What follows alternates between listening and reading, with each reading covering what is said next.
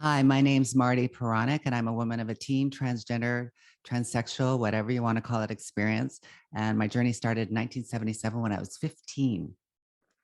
Thank you. Thank you. That is Marty's intro for the people who will eventually be listening to this. That's the intro to all of Marty's TikToks. Marty is a TikTok star with, at this point, what, almost 140,000 Yeah, I should be followers? 140 today sometime. Yeah. Oh my God, that is unreal. That's a lot of people following your journey. How does that feel? It feels validating, like because it's stumbling onto TikTok platform was just very validating, getting such a beautiful response from the younger generation. Like I hadn't really I've been on social media for about 5 years.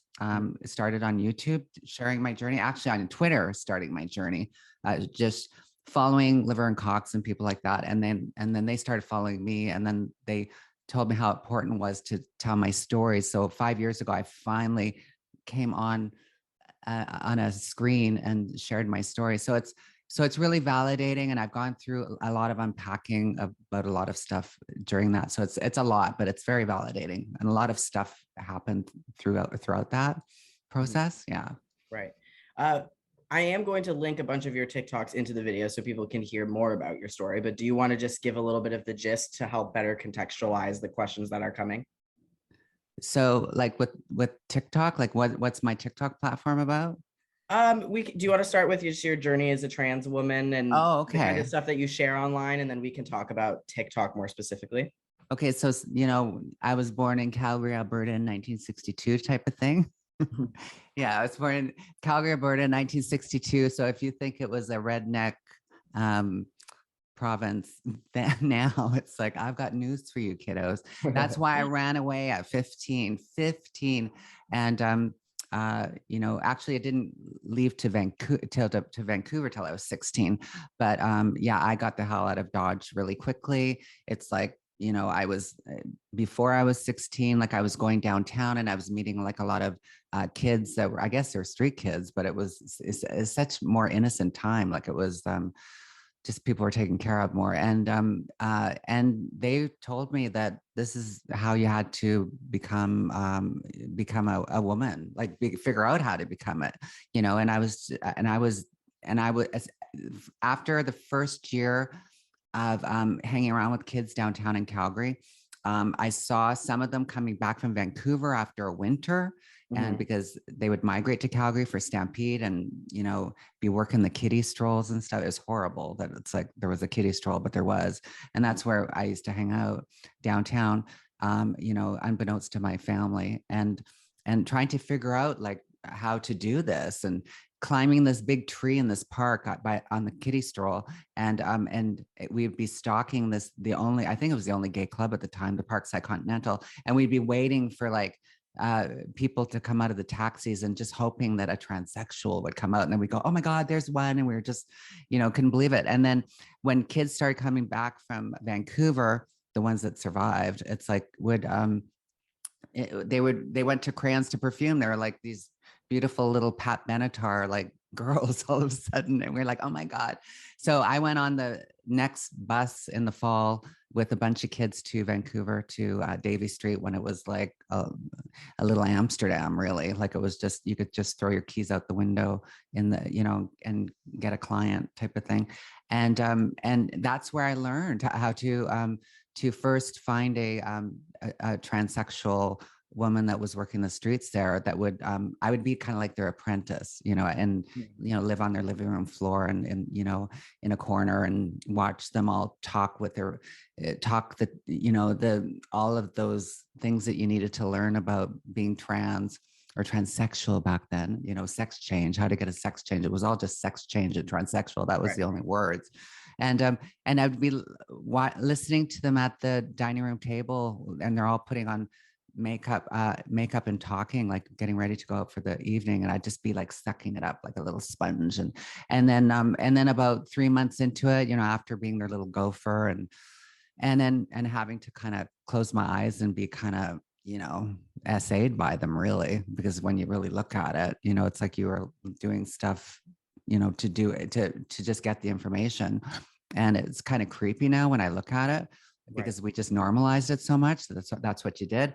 And then, you know, one day they just put me at the table and they said, what do you think? Do you think she could like, you know, how she work as a woman? And then I'm this little boy, this little fembot, you know, gender fuck, they used to call us. And you know, they just put put me all together one night, and that was it. Like I was just, I'd like, it was like taking the pill in the Matrix, and I was just like, I'd arrived, and I could just, it was amazing. Like it just changed my life. But also, you know, that was all aided with drugs at the same time too, because I was so freaking like um taken aback that we'd have that the only way to survive was to work and to do this stuff. And whenever I'd question it, people would just go, oh girl, it's like, chill out and, you know, pop a drug in my mouth or something. But there was always this, you know, this disbelief that I had to do this, you know, type of thing. And and I always believed that there was something else, but it's like, you know, that didn't play out till years later. Yeah. Yeah. Is there anything else that you want to add before we kind of get into the TikTok of it all? No, that's good. Yeah. Okay, Whatever you think. Yeah. yeah, no, that's perfect. Sure. So why did you start making TikTok videos? How did that happen? I started making TikTok videos because I was really pissed off at the all of the uh, when the first wave of the trans kids in sports were happening. They weren't letting kids play in school, like just like freaking like elementary schools and shit. And it just really pissed me the fuck off. And all these kids that were I was seeing, they were saying that, you know, it's like, oh, it's like my parents say it's a fad. They don't see any older people, like, you know, like, do you see any older people? Their parents would say. And then I was going, okay, I'll show you an older person. So I just turned on my lights and stuff. And I'd been doing YouTube for a while, like I said. So I kind of knew how to all my angles, and I just kind of was all polished, and, you know, which you Yeah. don't get too much today, because like I'm, you know, it's kind of like the way to just kind of throw my fishing line in there. And you know, I got this, these, everybody really appreciated it. And all these kids were like showing my stuff to their parents and stuff. And it just felt like I needed to do it. And then I just learned so much from them too. It's like I just being on social media, and because I grew up in a binary Harry Benjamin brain, you know, thing and all that stuff. So I had to decolonize and freaking like get rid of all of my, look at all my inner transphobia and shit. And because I didn't even know what the fuck non-binary was when I first started social media. I didn't know anything because I was in this little thing. But I've always been a believer that you need to stay teachable to survive in this world, and to thrive in this world. Yeah. Yeah. I'm curious to hear a little bit more about that initial response that you were getting from other people online. What kinds of things were people saying to you, and why do you think telling your story the way that you do has been so important and impactful? Well, like I said, it's like, you know, the youth that came to me, and it was just were, you know, with all the smile sobbing emojis, like, oh my god, it's like I've never seen anybody, you know, this this old that survived and has a life, and I'm married and I live on the island, and it's like, you know, I just look like everything's, you know, tickety boo. And then I tell about my story about surviving it through the survival industries. And then luckily for me, I was an addict alcoholic, and I came into recovery 31 years ago. So I was able to retool my brain and get that clarity, and then realize that it was 1991, and I was finally going, people were saying in recovery, going, you fucking deserve a place at this table of life, girl. Like, what's wrong with you? And luckily there were a lot of queer lesbians that were helping me on the path right at the beginning. So I had that support. It was wonderful. Yeah. But I think that was that's the big takeaway, is just the youth coming up to me and responding so positively and warmly. Yeah. And what do you think about your story is evocative of a bigger picture about what it was like to be trans in the 70s and the 80s and the 90s? If we had to use your story as kind of like a symbol of a larger picture, where do you think you fit into that? I think That's a good question. Well, I think it's kind of like somebody said this. Uh, I don't know who it was on a TikTok or something, I can't remember. And we were talking about trailblazers, Mhm. and you know, the trailblazers of, you know, that that opened up the path to, you know, trans stuff and everything. And I feel like I come from the generation that saw the path that was cut through the freaking jungle, you Mhm. know, with machetes, like, Mhm. you know, Yeah. and then we were like pulling out the fucking stumps and starting to like lay some gravel road, Yeah. and then it started getting paved, and now, you know, it's all relative to where you live and everything. Like, I'm not delusional, right? But it's like but the support, you like, you know, to be able to turn on YouTube and see how to like freaking transition, like you never had that. Like there was nothing. The Right. only thing transsexual was like in the back of dirty magazines, you know what I mean? Like that's it. So I think that that's where we fit, is that we stayed, we separated, a lot of us separated ourselves from the queer scene, because, well, it wasn't even queer, it was just gay, and it was very freaking cisgender boring. And I went into the punk scene, and because that's where the queerness was, and it Yeah. wasn't gay or straight, it was just everything. And it was, and I thrived in that. And so yeah, anyways, I'm going off on a tangent. No, that's okay. Reel me in. Yeah. So, you know, you share a lot about your past life. You also share a lot about your current life online. But I think that from what I noticed, the videos that get the most traction are the ones where you show photos of yourself as a younger person. You know, you Yeah. talk about what it was like doing that survival work, and that seems to be what's really successful. And one of the really interesting things about watching those videos is that, you know, on TikTok, people can comment asking more questions, and then you can reply with new Mm. videos. And often that's how it works. Can you talk a little bit about that kind of back and forth between you and your audience, what you share, what you don't share, and how that feels? Yeah. Yeah, that's it's such a, it's so great to be, I feel like I feel like the old granny sitting in her rocker chair, like, you know, going through her photo album, like with all the kitties, right? Like, and I get to do this on a, you know, this is the version of it today, really.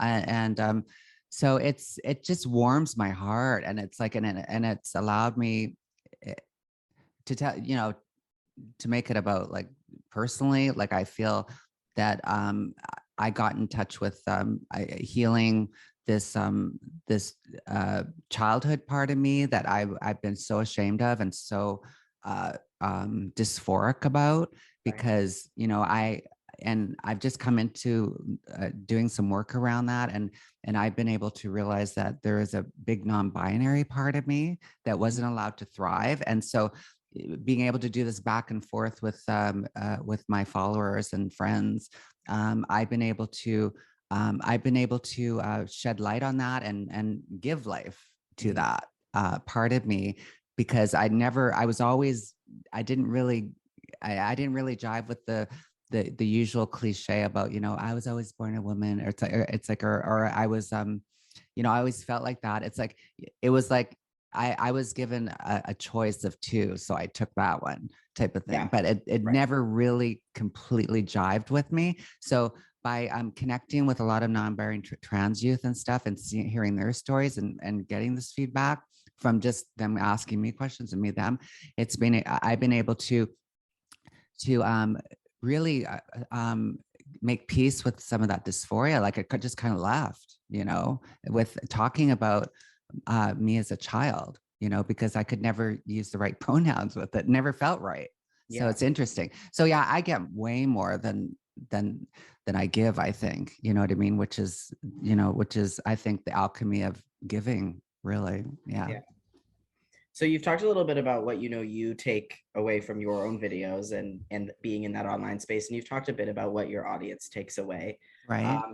So I want to ask, why is knowing about your story and the trans past more broadly, like, why is that important?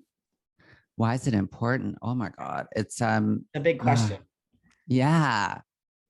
I just went out of focus. It was so big. Come on. There you go. Don't be scared. um, Ghost in the Machine. Why is it important? Oh God, because our history is important. It's so important to know that a whole generation is gone, for my perspective. I don't have one person that's mentally capable of having a relationship with me that's alive. And that's very few. Like I know like one or two girls from when I was young, when we were all trans in the city type of thing. And they're all gone. They all died because there was no non-binary phase allowed, because it's like if you didn't pass, you were like, you basically had to live marginalized, period. Like there was none of that. And so we've lost so many people, a whole generation, because of that. And I think we need to leave testimony. We need to leave testimony that happened, and that some of us are still fucking alive. It's like, don't talk about us like we're all dead either, type of thing. That drives me nuts. There's me, there's Alexandra Billings, there's Tuesday Thomas, there's a few that I'm meeting, globally, that type of thing, that are, out and proud type of thing. But there's very few. But you need to, yeah, you need to get it all out of us before we're not here. It's kind of like leaving testimony. So I think it's very important, because I don't think that to really get that visceral feeling, it's like, to be able to talk to me and them, it makes you, you're not just theorizing it. You know what I mean? Like you're really feeling it, because most everybody's gone, through AIDS, through murder, suicide. When I see the Black trans women today, like that it's so the worst for type of thing, it reminds me of when we were all like that. It was like we were all sitting ducks, and we were all like, it was so hyper feminine. It's like, if you weren't, because I knew for myself, like if I couldn't have transitioned, I wouldn't even have done it. Like if I wasn't been able to be stealth, right from the beginning, because there was no FFS back then. You know what I mean? Like, sure, I had a nose job when I had the time, but I still passed. And I would never. It was kind of known, like if you couldn't pass, like don't bother. Yeah. Yeah. I'm thinking too, it sounds like you have to recall and recount and tell a lot of really traumatic storytelling, both about yourself and about the people that you loved who are no longer with us. So what's that like? It's exhausting. It's hard. I've had to learn, and luckily Devin Price and people like that have reached out to me, and I've talked to me about have packaged, because I'm going to be doing something for them. Like they packaged it in a way that was so validating and loving and just caring. Like it's like, because sometimes I just plow through everything. And because the last time actually I did an interview, like a real big one, was a couple months ago, and I had a migraine for 3 days after. So that's what it's like, because it brings up a lot of stuff. But I've been doing a lot of prep before I did this, to hold my mind right and stuff, and to know my limits, and I will definitely I definitely do that. Like I'll pull the plug on my social media and everything and just chill and, touch grass, and I live by the sea and do all that stuff, and just get balanced again, type of thing. Yeah. I'm glad that you have that. It's important to have a good way to cope and make sure that you're taking care of your mental health while. Oh yeah, and the older you get, it's like you're forced to do it. It happens to everybody if you're lucky to get old. Yeah. Yeah. So this brings me to my last question, I suppose. What do you imagine for your future on social media and the kind of storytelling that you do? Well, thank you for asking that. It's like I haven't really like put out the call to action with this, but it's like I'm sitting on 5 chapters of a book that I stopped 5 years ago. Well, no, 7 years ago, when I met my who is now my husband, and because you do the life thing, right? And also I had a falling out with the editor, blah blah blah, all that stuff. And so I'm looking for I know that I'll end up finding that for lack of a better word, tribe of people to help me, who are interested in collaborating with me collectively, and creating these stories, and because I've got a lot of music that I never was able to publish because I went into recovery, because me and my friend Tiggy finished this one album called Magdalene Ho, and it's like basically a capsule of that time. And it would just be wonderful to put out projects like that to to entertain, but also to give more history about what it was like, what happened and what it's like now. Yeah. Yeah. Well, thank you so much for being willing to sit with me and talk a little bit about this. My Before I, pleasure. end the recording, is there anything that you want to say and just kind of leave out there? Yeah, just if you are on the path, a trans path or non-binary path or whatever, just searching path, it's like um, you know, it- I really believe that suffering is optional today, and there's so many resources out there, and I know for me, I had to turn the me into a we for me to actually get any type of recovery from what's in between these ears that I've, that I'd consumed up until that point. And that because yeah, it's just, we need you. And we need this queer army or whatever you want to call it to continue to put everything in the light and, and whether it be staying in school, whether it being an artist or whatever, like just get into the system so that you can hold your nose and get your degrees, you know what I mean, and walk through the ick, and so that you can become that lotus, the mud, you got to walk through the mud to get to the lotus so that you can change this whole fucking system. You know what I mean? So please just keep doing it. And I see people doing it. And it just makes me so excited because I never thought in a million years that, if my friends could see me, see this with me, like, on when we're like on Davy Street, but we just think that we're on an acid trip, like looking at what's happening today with all of like you, Elio, and people that are just doing wonderful things and living loud and proud and you're changing the world. You are doing this Yeah. stuff. So thank you.